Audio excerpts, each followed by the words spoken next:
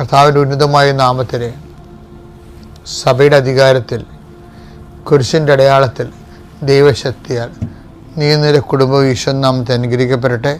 നിൻ്റെ ഇന്നത്തെ വഴിയാത്രകൾ, യാത്ര ലക്ഷ്യങ്ങൾ,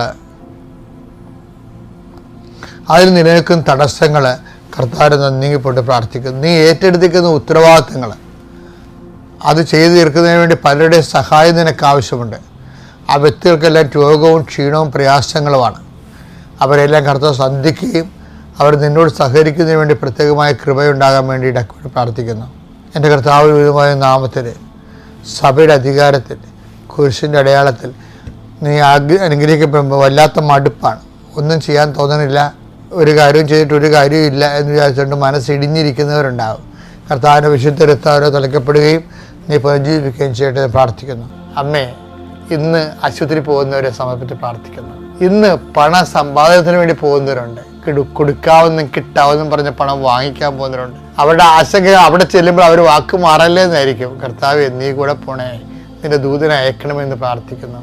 നിൻ്റെ യാത്ര, നിൻ്റെ ജോലി, നിൻ്റെ താമസം, നിൻ്റെ ഭക്ഷണം, നിൻ്റെ ആരോഗ്യം, നിൻ്റെ സംഭാഷണം, നിൻ്റെ ക്രയവിക്രയങ്ങൾ, നിൻ്റെ ജീവിത മാർഗങ്ങൾ എല്ലാം കർത്താവിൻ്റെ നാമത്തിൽ, നിൻ്റെ ഉദ്യമങ്ങൾ, ഉദ്ദേശ്യങ്ങൾ എല്ലാം ഈശോയുടെ നാമത്തിൽ ഫലമണിയട്ടെ.